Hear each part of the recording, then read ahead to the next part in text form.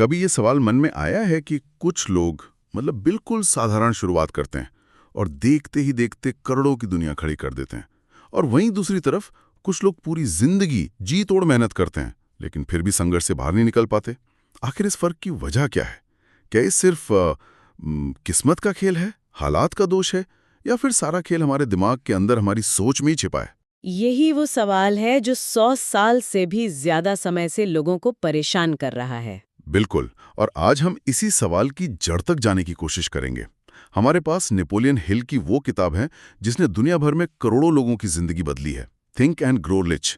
हम उस किताब से प्रेरित एक बहुत ही दमदार लेख के सबसे जरूरी हिस्सों को समझने वाले हैं। हमारा मिशन है उन राज को खोदकर निकालना जो हिल ने एंड्रयू कार्नेगी, हेनरी फोर्ड और थॉमस एडिसन जैसे मतलब 20वीं सदी के सबसे कामयाब लोगों पर 20 साल तक रिसर्च करने के बाद दुनिया को बताए। और यहाँ एक बात साफ कर देना जरूरी है, ये चर्चा सिर्फ पैसा कमाने के तरीकों के बारे में नहीं है। नहीं, ये उस मानसिकता, उस माइंडसेट को समझने के बारे में है जो किसी भी फील्ड में एक्स्ट्रा ऑर्डिनरी सक्सेस की नींव रखती है। ये वो अंदरूनी ब्लूप्रिंट है जो या तो हमें आगे बढ़ाता है या फिर जिंदगी भर रोके रखता है। तो फिर चलिए इस ब्लूप्रिंट के पहले और सबसे जरूरी हिस्से को खोलते हैं। स्रोत कहता है कि हर बड़ी कामयाबी की शुरुआत किसी छोटी मोटी इच्छा से नहीं होती, उसकी शुरुआत होती है एक जलती हुई चाह से, एक बर्निंग डिजायर। मतलब ऐसी जिद, ऐसा जुनून जो आपको रात को सोने न दे और सुबह बिस्तर से खींच कर उठा दे। ये शब्द सुनने में बहुत भारी लगता है, बर्निंग डिजायर, पर इसका मतलब बहुत सीधा है। ये वो स्टेज है जब कोई चीज आई विश से निकलकर आई विल बन जाती है, जब कोई लक्ष्य आपकी चाहत नहीं बल्कि आपकी जरूरत बन जाता है। जैसे सांस लेना जरूरी है, वैसे ही उस लक्ष्य को पाना जरूरी हो जाता है। स्रोत में एक कहानी है जो इस बात को बहुत अच्छे से समझाती है। एक गरीब लड़का था जिसके पास ठीक से खाने तक के पैसे नहीं थे, लेकिन उसके दिमाग में बस एक ही धुन सवार थी, मुझे बहुत अमीर बनना है। ये सिर्फ एक सपना नहीं था, उसने इसे अपनी जिंदगी का मकसद बना लिया था। उसने तय कर लिया था कि चाहे जो हो जाए, चाहे कितनी बार गिरना पड़े, वो हार नहीं मानेगा। और यही फैसला, यही जिद उसकी जलती हुई चाह बन गई। जानते हैं उस लड़के का क्या हुआ? वही लड़का आगे चलकर एक बहुत बड़ी कंपनी का मालिक बना। यहाँ हिल्स ये नहीं कह रहे कि सिर्फ सोचने से वो अमीर हो गया। वो कह रहे हैं कि जब आपकी चाहत में इतनी आग होती है तो आपका दिमाग 24 घंटे उस लक्ष्य को पाने के रास्ते खोजने लगता है। आप उन मौकों को देखने लगते हैं जो दूसरों को दिखाई नहीं देते।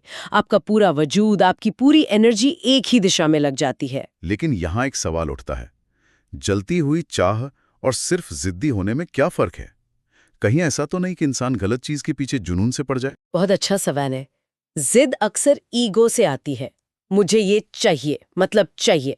लेकिन जलती हुई चाह एक गहरे मकसद से जुड़ी होती है। आप सिर्फ कुछ पाना नहीं चाहते, आप कुछ बनना चाहते हैं, और उसे पाने के लिए आप सीखने और बदलने को तैयार रहते हैं।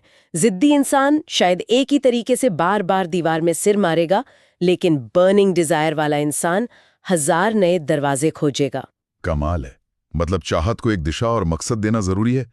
चलिए मान लिया कि किसी के अंदर ये आग है, लेकिन अगर उसे अंदर ही अंदर ये लगता रहे कि मैं ये नहीं कर सकता या मैं इसके काबिल नहीं हूं, तो क्या होगा? और यहीं पर दूसरा उसूल आता है, खुद पर अटूट विश्वास, यानी अनशेकेबल फेथ। हाँ, क्योंकि अगर आपको खुद पर ही यकीन नहीं है तो दुनिया आप पर यकीन क्यों करेगी? ये कोई मोटिवेशनल कोट नहीं है, ये एक मनोवैज्ञानिक सच है। हमारी बाहरी दुनिया हमारे अंदर की दुनिया का आईना होती है। अगर अंदर से हम खुद को कमजोर मानते हैं तो हमारे काम भी डरपोक होंगे और नतीजे भी वैसे ही मिलेंगे। इसका सबसे बड़ा उदाहरण तो थॉमस एडिसन है। स्रोत हमें याद दिलाता है कि वो बल्ब बनाने की कोशिश में एक दो बार नहीं, हजारों बार फेल हुए।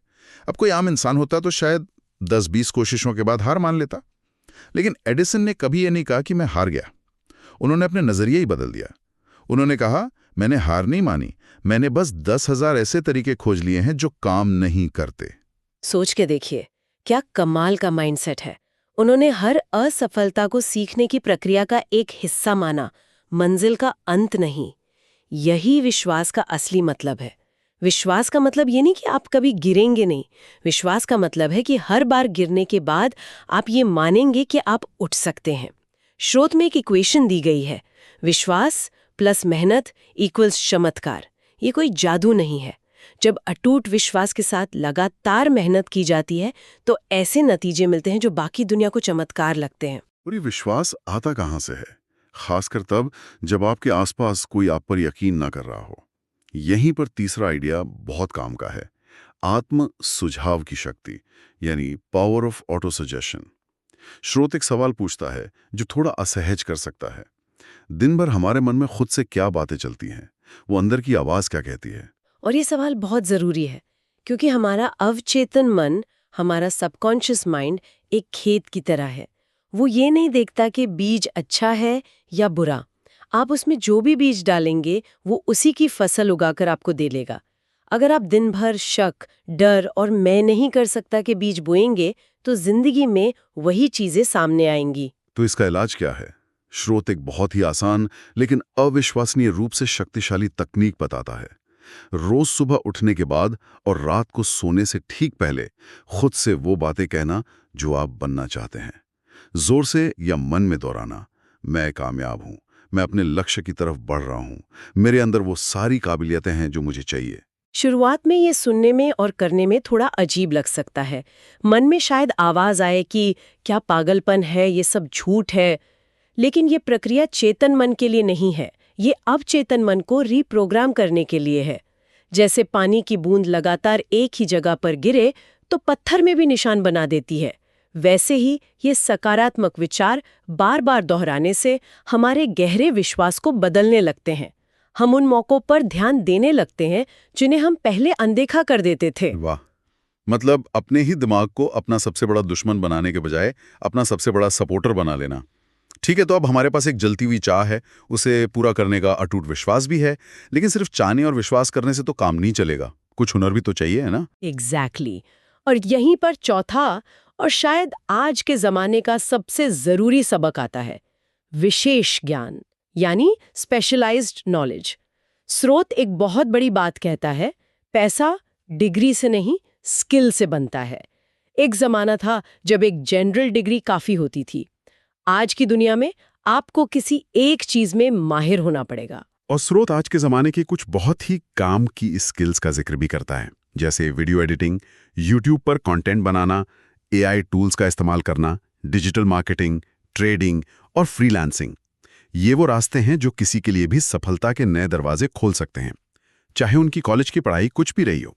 और दिलचस्प बात यह है कि हिल ने ये बात करीब 100 साल पहले लिखी थी, लेकिन आज ये पहले से भी ज्यादा सच है।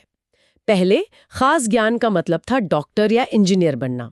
आज इसका मतलब है किसी ऐसी चीज में माहिर होना जो एआई भी आसानी से नहीं कर सकता, जैसे क्रिएटिव प्रॉब्लम सॉल्विंग, लोगों को समझना या दो अलग-अलग फील्ड्स को जोड़कर कुछ नया बनाना।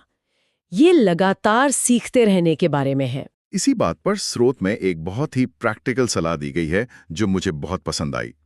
रोज 1 घंटा खुद को बेहतर बनाने में लगाओ, बस 1 घंटा। ये सुनने में बहुत छोटा लगता है, लेकिन ये कंपाउंड इंटरेस्ट की तरह काम करता है। अगर कोई हर रोज सिर्फ 1 घंटा अपनी चुनी हुई स्किल को सीखने या प्रैक्टिस करने में लगाता है, तो 1 साल में वो 365 घंटे की एक्सपर्ट ट्रेनिंग ले लेता है। 5 साल में वो उस स्किल में इतना माहिर हो सकता है कि उसे उस फील्ड के टॉप लोगों में गिना जाने लगे। ये छोटा सा रोज का निवेश लंबे समय में असाधारण नतीजे देता है। बिल्कुल। और जब कोई इन स्किल्स पर काम करना शुरू करता है तो सफ़र हमेशा आसान नहीं होता। मुश्किलें आती हैं, नतीजे नहीं दिखते और मन करता है कि सब छोड़ छाड़ कर बैठ जाएं। यहीं पर 5वें उसूल की ज़रूरत पड़ती है, दृढ़ता यानी परसिस्टेंस। और यहाँ स्रोत में एक कहानी है जो पढ़कर मेरे तो सच में रोंगटे खड़े हो गए थे। बताइए। एक आदमी था जो सोना खोजने के लिए ज़मीन खोद रहा था। उसने हफ्तों महीनों तक दिन रात मेहनत की, पसीना बहाया, लेकिन उसे कुछ नहीं मिला।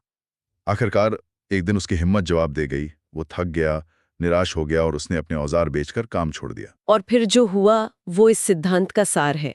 जिस आदमी ने उसके औजार खरीदे, उसने एक माइनिंग इंजीनियर को बुलाया। इंजीनियर ने जमीन का मुआयना किया और बताया कि पहले वाले आदमी ने खोदना जहां छोड़ा था, सोने की असली खदान वहां से सिर्फ 3 फुट दूर थी। 3 फुट। सोच कर देखिए, बस 3 फुट। अगर वो आदमी सिर्फ 1 दिन और या शायद सिर्फ 1 घंटा और कोशिश कर लेता तो उसकी पूरी जिंदगी बदल जाती। वो करोड़पति बन जाता। यह कहानी बताती है कि ज्यादातर लोग अपनी मंजिल से बस 2 कदम पहले हार मान लेते हैं। सफलता की राह कभी भी सीधी लाइन नहीं होती। उसमें एक मोड़ ऐसा जरूर आता है जहां सब कुछ मुश्किल लगने लगता है, जहां लगता है कि अब और हिम्मत नहीं बची। बिजनेस में इसे द डिप कहते हैं। ये वो पॉइंट है जो कमजोर इच्छा शक्ति वालों को भीड़ से अलग कर देता है। दृढ़ता की असली परीक्षा इसी मोड़ पर होती है। जो लोग यहाँ डटे रहते हैं वही आखिर में मंजिल तक पहुंचते हैं। ये कहानी एक बहुत ताकतवर चेतावनी है कि जब भी हार मानने का ख्याल आए तो हमेशा एक और कोशिश करनी चाहिए। क्या पता अगली कोशिश ही वो आखिरी धक्का हो जिसकी जरूरत थी। लेकिन इस मुश्किल सफर में, खासकर उस डिप में, अकेले चलना बहुत कठिन हो सकता है। यहीं पर हमारा छठा और आखिरी सिद्धांत आता है, संगत का असर, यानी द पावर ऑफ एसोसिएशन। स्रोत में एक लाइन है जो सुनने में थोड़ी कड़वी लग सकती है, लेकिन है 100% सच। आपकी संगत तय करती है आपकी औकात। विज्ञान बहुत गहरा है। हम जिन 5-6 लोगों के साथ अपना सबसे ज्यादा समय बिताते हैं, हम अनजाने में ही उनकी औसत बन जाते हैं। उनकी सोच, उनकी आदतें, उनकी बातें, उनकी ऊर्जा, ये सब हम पर असर डालती हैं। इसे एक तरह का मेंटल ऑस्मोसिस कह सकते हैं। स्रोत इसे और साफ करता है। अगर कोई ऐसे लोगों के साथ रहता है जो हमेशा शिकायत करते हैं, हर चीज में कमी निकालते हैं और बड़े सपने देखने वालों का मजाक उड़ाते हैं, तो धीरे धीरे उसके खुद के सपने भी मर जाएंगे। वो भी बड़े लक्ष्य बनाने से डरेगा। बिल्कुल। और वहीं दूसरी तरफ, अगर आपकी संगत में ऐसे लोग हैं जो मेहनती हैं, पॉजिटिव हैं, जो हमेशा कुछ नया सीखने की कोशिश कर रहे हैं, तो उनकी एनर्जी आपको भी ऊपर उठाएगी। आपको ये विश्वास होगा कि अगर ये लोग कर सकते हैं तो मैं भी कर सकता हूँ। एक अच्छी संगत आपके स्टैंडर्ड्स को ऊंचा करती है। वो आपको ऐसी संभावनाएं दिखाती है जिनके बारे में आपने शायद कभी सोचा भी ना हो। तो इसका मतलब ये नहीं कि पुराने दोस्तों को छोड़ दिया जाए, है ना? नहीं, बिल्कुल नहीं। इसका मतलब है कॉन्शियस एसोसिएशन, मतलब जानबूझकर ऐसे लोगों की संगत में समय बिताना जो आपको बेहतर बनाते हैं। ये आपके दोस्त हो सकते हैं, मेंटर हो सकते हैं, या फिर आप किताबों या ऐसी चर्चाओं के जरिए भी कामयाब लोगों की सोच की संगत में आ सकते हैं। अपने आसपास के लोगों को समझदारी से चुनना सफलता के लिए सबसे जरूरी कदमों में से एक है। तो इन सभी सिद्धांतों को एक साथ देखें तो हम वापस उसी सवाल पर पहुंचते हैं जिससे हमने शुरुआत की थी। गरीबी और अमीरी, सफलता और असफलता, ये दोनों हमारी जेब या हमारे हालात में पैदा नहीं होती। इन दोनों की शुरुआत हमारी सोच से होती है। ये बाहरी दुनिया का नतीजा कम और हमारी अंदरूनी दुनिया का नतीजा ज्यादा है। स्रोत के अंत में खुद से करने के लिए एक वादा है जो शायद इन सभी सीखों का निचोड़ है। मैं अपनी सोच को कमजोर नहीं बनने दूंगा। ये एक बहुत शक्तिशाली संकल्प है। ये मानना कि हमारी सोच पर हमारा कंट्रोल है और हम उसे बेहतर बनाने के लिए काम कर सकते हैं।